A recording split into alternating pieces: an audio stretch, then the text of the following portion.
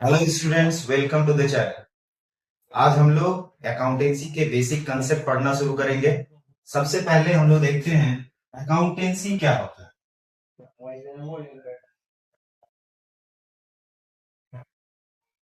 Accountancy accountancy क्या है? Accountancy is the knowledge of accounting. Accountancy accounting करने का नॉलेज है, जिसके अंदर हम अकाउंट्स के वेरियस एस्पेक्ट्स को जानते हैं, वेरियस एस्पेक्ट के बारे में समझते हैं। तो सबसे पहला चीज आता है व्हाट इज अकाउंटिंग।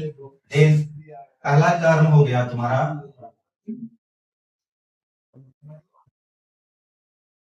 अकाउंटिंग। क्या है अकाउंटिंग? एक प्रोसेस है, एक आर्ट है, जिसके द्वारा हम अकाउंट्स को रिकॉर्ड करते हैं, क्लासिफाई करते हैं, एनालाइज करते हैं और इंटरप्रेट करते हैं। अकाउंटिंग एक आर्ट है। किस चीज का आर्ट है? आइडेंटिफाई करने का आर्ट है, उसको मेजर करने का आर्ट है, रिकॉर्ड करने का आर्ट है। तो सबसे फर्स्ट थिंग क्या हो गया अकाउंटिंग के अंतर्गत? आइडेंटिफाई।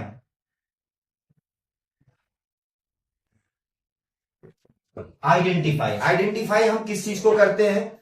जब हम किसी से कोई सामान खरीदते हैं, किसी को हम कोई सामान बेचते हैं, तो उसके अंतर्गत हम लोग कुछ लेन देन करते हैं।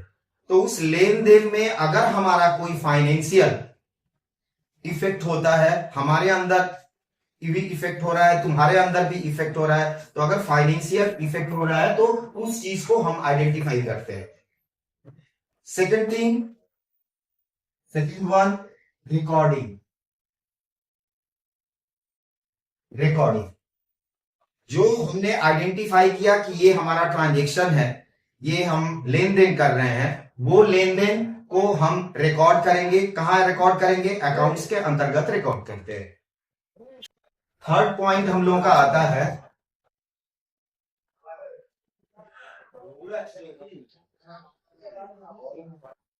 क्लासिफाई। क्लासिफाई करने का अर्थ हो गया कि अगर हम लोग ट्रांजेक्शन कर रहे हैं, किसी से लेन देन कर रहे हैं, तो यहां पर एक व्यक्ति लेने वाला और दूसरा व्यक्ति देने वाला होता है, तो उसके बीच में हम लोग आइडेंटिफाई करके क्लासिफाई करते हैं कि वो किस प्रकार का ट्रांजेक्शन है। अर्थात हमने उससे सामान लिया है या हमने उसको सामान दिया है। अगर हम ले रहे हैं तो अपने रिकॉर्ड करेंगे अपने खाते में, अगर हम उसको दे रहे हैं तो उसको अलग तरीके से रिकॉर्ड करते हैं। चौथा पॉइंट आता है समराइजिंग। समराइजिंग समराइजिंग का अर्थ हो गया कि एक प्रकार के ट्रांजेक्शन्स को हम एक जगह रिकॉर्ड करते हैं। अर्थात राम से अगर हम कोई सामान खरीद रहे हैं, कोई सामान बेच रहे हैं, तो राम का अलग रिकॉर्डिंग करेंगे। श्याम से अगर हम कोई सामान खरीद रहे हैं, श्याम को अगर कोई सामान बेच रहे हैं, या श्याम से हमने कोई पैसा लिया, श्याम को हमने कोई पैसा दिया, तो श्याम को अलग रिकॉर्ड करते हैं। तो इस प्रकार राम और श्याम, जदू मधु, किसी भी व्यक्ति से अगर हम ट्रांजेक्शन कर रहे हैं तो उसका हम अलग अलग कॉलम बना करके उसका अलग अलग हम लोग रिकॉर्ड करते हैं। Third one is fifth one is interpreting. उसको हम लोग इंटरप्रेट करते हैं, अर्थात हम लोग ये जानना चाहते हैं कि हमको उसको देना है या उससे हमको लेना है। इस चीज को इंटरप्रेट करके एट लास्ट डिसीजन लेते हैं कि हमको पैसा देना है या हमसे को उससे पैसा लेना है। Last one is communicating.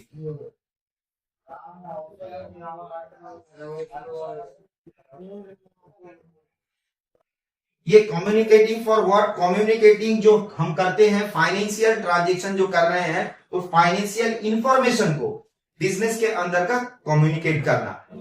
अर्थात हम उसको इन्फॉर्म करेंगे कि हमको तुमसे इतना रुपया लेना है या हमको तुमको इतना रुपया देना है, वे उसके साथ भी हम कम्युनिकेट करते हैं और अपने बिजनेस के अंतर्गत उस चीज को रिकॉर्डिंग करने का प्रयास करते हैं। अब इस सारी चीजों के अंतर्गत एक चीज उभर कर आई, this is word called transaction. This is called transaction. अब हम लोग ये जानेंगे कि ट्रांजेक्शन क्या होता है। ट्रांजेक्शन के पहले और एक चीज होती है जिसे हम लोग कहते हैं इवेंट। इवेंट कोई भी चीज अगर हम किसी के साथ करते हैं, सामान खरीद रहे हो या सामान बेच रहे हो, ये क्या है? एक इवेंट है। आज हम तुम लोगों के सामने ये लेक्चर दे रहे हैं, this is also an event. But इस इवेंट के अंतर्गत अगर कहीं भी फाइनेंशियल चेंजेस होता है, कहीं भी फाइनेंशियल पोजीशन पे इफेक्ट पड़ता है, इकोनॉमिक चेंजेस होता है, then it is called transaction. Event कहीं भी हो सकता है, कोई भी चीज संसार में कोई भी घटना घटती है उसको हम लोग इवेंट कहते हैं। लेकिन वो इवेंट जो हमारे फाइनेंशियल पोजीशन को इफेक्ट करे, तुम्हारे फाइनेंशियल पोजीशन को इफेक्ट करे, this type of event is called transaction. तो अब सबसे पहले हम लोग जानेंगे कि ट्रांजेक्शन क्या है। तो ट्रांजेक्शन वो चीज है जो हमारे बिजनेस को, सभी के इकोनॉमिक कंडीशन को चेंज कर देता है, हमको बेनिफिटेड करता है, तुमको बेनिफिटेड करता है। तो इस प्रकार के ट्रांजेक्शन को, लेन देन को, इस प्रकार के इवेंट जो हमारे फाइनेंशियल पोजीशन को चेंज कर देते हैं, उसे हम लोग ट्रांजेक्शन कहेंगे। अब ट्रांजेक्शन के भी कुछ भाग हैं। अब जानते हैं हम लोग ट्रांजेक्शन के कितने भाग हैं, ट्रांजेक्शन क्या है। इसे कॉपी कर लो, मिटा देते हैं। तो ट्रांजेक्शन हम लोग जानेंगे, ट्रांजेक्शन कितने प्रकार के होते हैं, कैसे ट्रांजेक्शन होता है।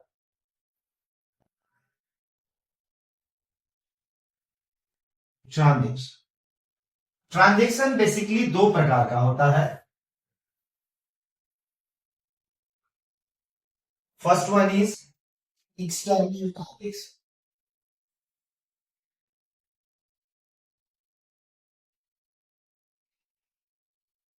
ये एक number external transaction.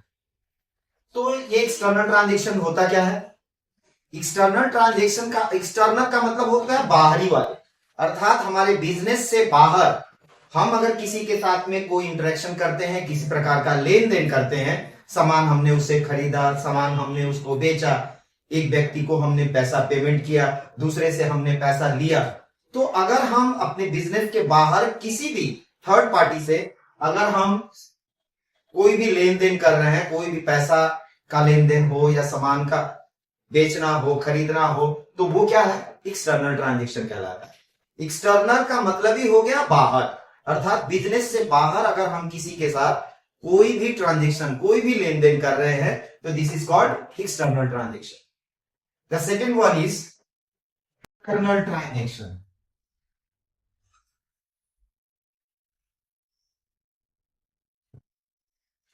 Internal transaction, internal का अर्थ होता है कि अंदर, अर्थात अपने व्यवसाय के अंदर अगर किसी प्रकार का ट्रांजेक्शन होता है, किसी प्रकार का फाइनेंशियल चेंजेज होता है with the effect of use disuse, तो उसे हम इंटरनल ट्रांजेक्शन कहते हैं। जैसे मान लो बिजनेस के अंतर्गत हमको कंप्यूटर की जरूरत पड़ती है, लैपटॉप की जरूरत पड़ती है, हमने एसी लगाया है, फैन लगाया है, तो जब हम एसी और फैन खरीदेंगे, मान लो एसी तुमने 40,000 रुपए का एसी खरीदा अपने बिजनेस के लिए, आफ्टर 1 ईयर उसका वैल्यू डिक्रीज कर जाता है, डिक्लाइन कर जाता है। एक लैपटॉप तुमने खरीदा अपने बिजनेस के लिए, उस लैपटॉप का दाम आफ्टर 1 ईयर चेंज हो जाता है। अगर 40,000 35,000 में लैपटॉप खरीदा, तो 1 साल के बाद देखोगे उसका दाम 20,000 25,000 हो जाता है।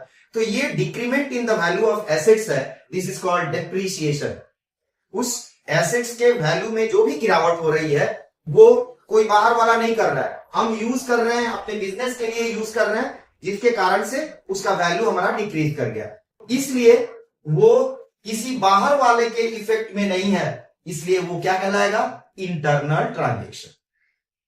ओके, अब देखेंगे एक्सटर्नल ट्रांजेक्शन भी दो तरह का होता है। क्या हो गया? First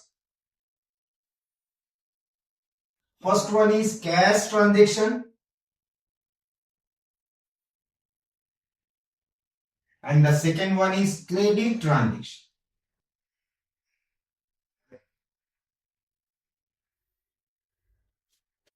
credit transaction. अब कैश ट्रांजेक्शन क्या है? अगर हम किसी बाहर वाले के साथ कोई भी लेन देन, कोई भी इंटरेक्शन हम with the help of cash कर रहे हैं, with the help of bank transaction कर रहे हैं, with the help of online payment कर रहे हैं। हमने ऑनलाइन पेमेंट लिया, हमने ऑनलाइन पेमेंट दिया, सामान हमने बेचा कैश में, सामान हमने किसी से खरीदा कैश में, then this type of transaction is called cash transaction. Okay. अब क्रेडिट ट्रांजेक्शन, क्रेडिट ट्रांजेक्शन का अर्थ होता है सामान हमने लेन देन जो भी हमने किया है वो उधार में किया है। इसका अर्थ हुआ कोई भी बिजनेसमैन हमेशा कैश में लेन देन नहीं कर पाता है, वो कभी ना कभी किसी ना किसी को सामान उधार में बेचना पड़ता है। जैसे मान लो तुम ही अचानक किसी दुकान में गए सामान खरीदने के लिए, तुम्हारी मम्मी ने तुम्हें फोन किया कि बेटा ये खरीद के लेते आ, लेकिन तुम्हारे पास पैसा नहीं। अब जिस दुकान से तुम खरीद रहे हो उस दुकान से तुम्हारा रेगुलर ट्रांजेक्शन हो रहा है, रेगुलर लेन देन हो रहा है। अब तुमने उससे कहा कि अंकल मुझे ये सामान चाहिए, मम्मी तो बोली लेकिन मैं पैसा लाना भूल गया, तो वो दुकानदार तुम्हें वो सामान दे देता है for a period of time और कहता है बाद में पैसा दे जाना। ये जो ट्रांजेक्शन हुआ ये तुमने उससे बिना पैसा दिए हुए खरीदा, टू पे for a specific period of time, after a specific period of time. तो ये जो है ट्रांजेक्शन जो कहलाएगा, इसको हम लोग कहेंगे क्रेडिट ट्रांजेक्शन। अर्थात हम किसी से कोई भी सामान खरीदते हैं या हम किसी को कोई भी सामान बेच रहे हैं विदाउट कैश, अर्थात हम उसको पेमेंट सैंक्शन नहीं कर रहे हैं, उसको हम वादा कर रहे हैं कि I will pay you after 15 days और आफ्टर 1 मंथ, तो वो क्या कहलाएगा? क्रेडिट ट्रांजेक्शन कहलाएगा। ओके। इन सभी चीजों को रिकॉर्ड करने की कुछ पद्धति है, कुछ रूल्स रेगुलेशन है, कुछ बेसिक टर्म्स है जो हम लोग अकाउंट्स के अंतर्गत हम लोगों को बहुत ज्यादा जरूरत पड़ती है। उन सभी चीज के बारे में आज थोड़ा डिस्कस करेंगे। पहला चीज हम लोग शुरू से सुन रहे हैं अकाउंट्स। अकाउंट्स तो व्हाट इज अकाउंट्स? अकाउंट्स होता क्या है?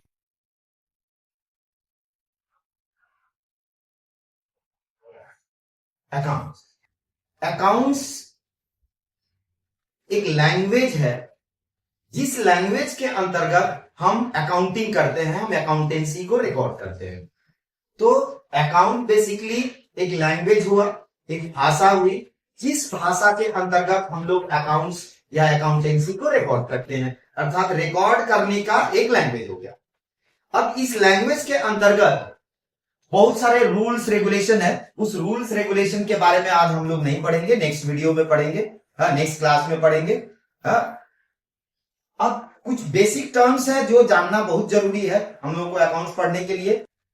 दूसरा हो गया बेसिक टर्म्स के अंतर्गत तुम्हारा capital. Second one is capital. What is capital? Capital क्या है? बेसिकली कैपिटल का अर्थ होता है, हिंदी में कहते हैं इसे पूंजी। अर्थात कोई भी बिजनेसमैन अगर बिजनेस स्टार्ट करता है तो उस समय जो बिजनेस में इन्वेस्ट करता है उसे हम लोग क्या कहते हैं? कैपिटल कहते हैं। अर्थात any money invested by the owner in the business is called capital. ये बेसिक डेफिनेशन है, मतलब एकदम जनरल समझने के उद्देश्य से। तो कैपिटल क्या हो गया कि अगर हम बिजनेस के अंतर्गत कोई भी पैसा इन्वेस्ट कर रहे हैं, पैसा लगा रहे हैं बिजनेस को रन करने के लिए, बिजनेस को चलाने के लिए, तो that money is called capital. Second thing आता है थर्ड, ड्रॉइंग। ड्रॉइंग्स का अर्थ होता है, ड्रॉ का अर्थ होता है निकालना, हिंदी में इसे कहते हैं आवरण। तो निकालना अर्थात बिजनेस में जब हम इन्वेस्ट कर रहे हैं, लगा रहे हैं, तो this is called capital. Business से जब हम पैसा निकाल रहे हैं फॉर पर्सनल यूज, अपने यूज के लिए, अगर हम बिजनेस कर रहे हैं तो बिजनेस करने का मेरा मोटिव होगा प्रॉफिट अर्न करना, और प्रॉफिट अर्न करेंगे उसी से हमारी लिवलीहुड चलती है, हमारी जीविका चलती है। ठीक है।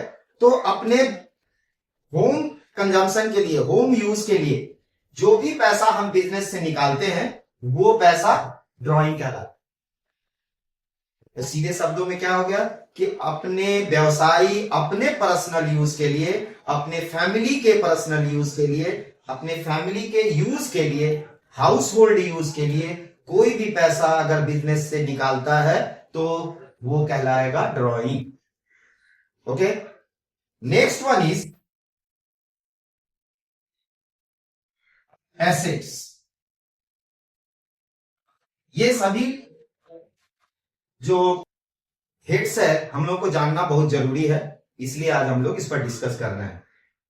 एसेट्स, एसेट्स का अर्थ होता है प्रॉपर्टी, अर्थात जो भी हमारे पास संपत्ति है, प्रॉपर्टी है, वो सभी प्रॉपर्टी क्या कहलाती है? एसेट्स। अर्थात बिजनेस अगर हम करना चाहते हैं तो हमारे पास एक दुकान चाहिए, ऑफिस चाहिए, तो ऑफिस के लिए हम लोग को क्या चाहिए? पैसा चाहिए। हम लोग पैसा इन्वेस्ट करेंगे, वहां से उसे हम लोग परचेज करेंगे। अगर दुकान चाहिए तो दुकान खरीदना पड़ेगा। तो ये सभी चीजें हमारे लिए क्या हो गई? एसेट्स। बिजनेस के अंतर्गत हम लोग को लैपटॉप की जरूरत पड़ती है, तो वो हमारा क्या हो गया? एसेट्स। तो एसेट्स बेसिकली क्या हो गया कि वो सभी चीजें जो हमको लॉन्ग टर्म तक बेनिफिट देती रहती है, हमारी संपत्ति है, हमारी प्रॉपर्टी है, तो उसे हम लोग एसेट्स कहेंगे, सिंपल भाषा। तो एसेट्स क्या हो गया कि जो भी हमारा संपत्ति है, एसेट्स है, वो सभी सामान, जो सामान हमको व्यवसाय के अंतर्गत लॉन्ग टर्म तक बेनिफिट देते रहते हैं, वे सभी क्या है? एसेट्स है। Okay, next one is liability.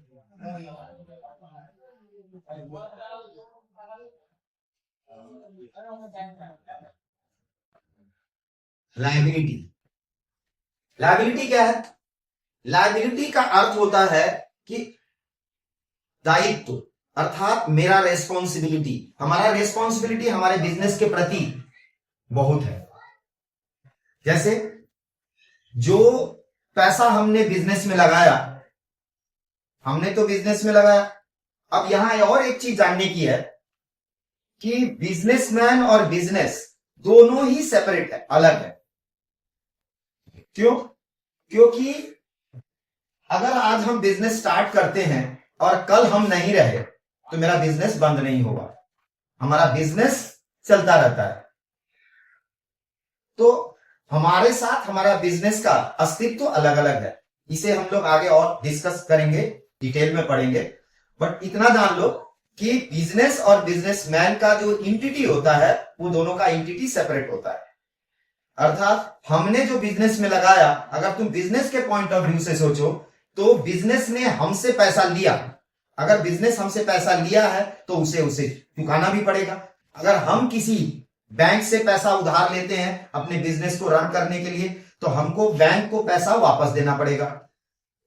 तो सीधे से शब्दों में क्या हो गया कि अगर कोई भी मनी हमको किसी को देना है, आई हैव टू पे something to anyone after a some period, after a specific period of time, then it is called liability of business। तो बिजनेस का वो दायित्व बन गया।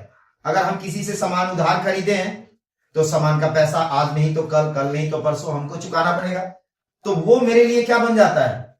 लायबिलिटी बन जाता है। ओके, नेक्स्ट वन आता है एक्सपेंस। अब क्या? 6 इज एक्सपेंस। एक्सपेंसेस क्या है? एक्सपेंस का अर्थ होता है खर्च, अर्थात बिजनेस को चलाने के लिए अगर हम सामान प्रोडक्शन कर रहे हैं तो उसके लिए रॉ मटेरियल चाहिए, तो रॉ मटेरियल खरीदना पड़ेगा, वो मेरा क्या है? एक्सपेंस। अगर हम ट्रेडिंग बिजनेस कर रहे हैं तो ट्रेड करने के लिए हमको सामान चाहिए, तो सामान हमको मार्केट से खरीदना पड़ेगा, तो वो क्या हो गया? एक्सपेंस। अर्थात किसी भी सामान के बदले, किसी भी सर्विसेज के बदले अगर हमको पैसा पे करना पड़ रहा है तो उसे हम लोग कहेंगे एक्सपेंस। समझ में आया? Third one is sorry 7 one is revenue. Revenue का अर्थ होता है amount receive from sale of goods, अर्थात सामान को बेचकर जो पैसा हमको मिलता है उसे हम लोग कहते हैं रेवेन्यू। रेवेन्यू मतलब कोई भी सर्विस अगर हम प्रोवाइड कर रहे हैं और उसके बदले हमको पैसा मिल रहा है तो वो रेवेन्यू कहलाएगा। अगर हम ट्रेड कर रहे हैं तो सामान बेचेंगे तो बेचकर जो पैसा मिला उसको हम लोग रेवेन्यू कहेंगे। ये इनकम नहीं है। क्लियर? इनकम अलग होता है। ठीक है। अब ठीक है, इनकम क्या होता है? इनकम क्या है? जो हमने रेवेन्यू अर्न किया, जो हम सामान बेचकर पैसा हमको मिला और उस सामान को खरीदने में जो मेरा खर्च हुआ, इन दोनों के बीच का जो डिफरेंस है, दिस इज कॉल्ड इनकम।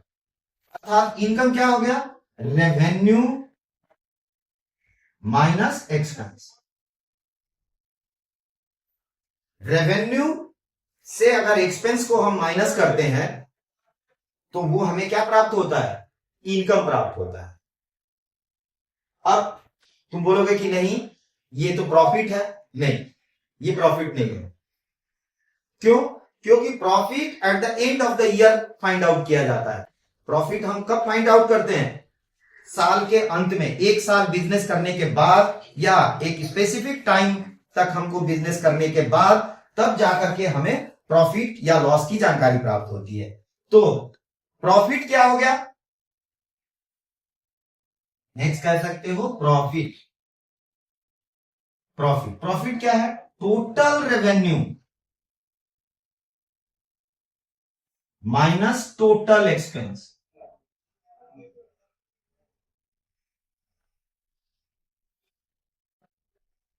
अब तुम बोलोगे कि यहां भी रेवेन्यू माइनस एक्सपेंस है, यहां भी रेवेन्यू माइनस एक्सपेंस है। नहीं, total revenue minus total expense का अर्थ होता है कि जो भी पैसा हमको मिला है फ्रॉम सेल ऑफ गुड्स हो या फ्रॉम सर्विसेज हो, उन सभी का सम, और ये एक्सपेंस में जो हमने खर्च किया था, सामान खरीदा था, वही में अब इसके अंतर्गत और भी चीजें इंक्लूड हो जाती है। वे सभी चीजें क्या है? अगर हम हमारे पास दुकान है तो दुकान का रेंट देना पड़ता है, इलेक्ट्रिसिटी पे करना पड़ता है ना? अगर हमारे पास एम्प्लॉय है तो एम्प्लॉय का सैलरी देना पड़ता है। तो इन सभी चीजों को इंक्लूड किया जाता है टोटल एक्सपेंस के अंतर्गत। तो टोटल एक्सपेंस को अगर हम टोटल रेवेन्यू से माइनस करते हैं तब जाके हमको प्राप्त होता है profit. Profit at the end of the year वो है जो टोटल रेवेन्यू से टोटल एक्सपेंस को हम माइनस करते हैं। अब at the end of the year का मतलब क्या होता है? अब एंड ऑफ द ईयर हो गया, मतलब यहां ईयर दो तरह से ट्रीट किया जाता है। एक को कहा जाता है फाइनेंशियल ईयर, एक को कहा जाता है कैलेंडर ईयर। तो first one is calendar year, the second one is financial year. Calendar year सभी जानते हैं। कैलेंडर ईयर किसे कहते हैं? 1 जनवरी से लेकर 31 दिसंबर तक का जो पीरियड होता है, ये कब तक होता है? फ्रॉम 1 जनवरी टू 31 दिसंबर। ये जो पीरियड होता है 1 ईयर का, इसे हम लोग कैलेंडर ईयर कहते हैं। और फाइनेंशियल ईयर का मतलब हो गया 1 अप्रैल से लेकर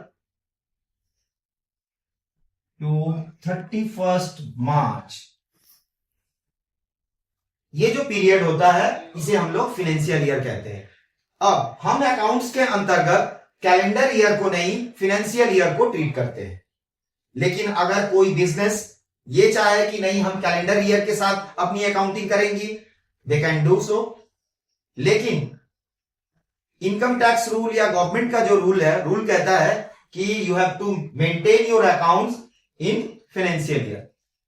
अर्थात हम लोगों को इनकम टैक्स फाइल करना पड़ता है, अपने इनकम का हिसाब सरकार को देना पड़ता है, अपनी profit and loss find out करना पड़ता है। इन सभी चीजों को फाइनेंशियल ईयर के आधार पर करना बेहतर होता है, क्योंकि उसके आधार पर हम अपना प्रूफ प्रेजेंट कर सकते हैं। ओके, ये रहे कुछ बेसिक टॉपिक्स। और भी बेसिक टॉपिक्स के साथ हम लोग नेक्स्ट क्लास में शुरू करेंगे। पूरे डिटेल में विस्तार पूर्वक हम लोग जानेंगे। क्लासेस के नोटिफिकेशन पाने के लिए हमारे इस चैनल को सब्सक्राइब करें और बेल आइकन दबाना ना भूलें। जिससे सबसे पहले आपको हमारे इस क्लास का नोटिफिकेशन प्राप्त हो और आगे आप कुछ सीख सके। और हम भी आपको कोशिश करेंगे अधिक से अधिक जानकारी देने की, जो आपके भविष्य में बहुत कारगर सिद्ध होगी।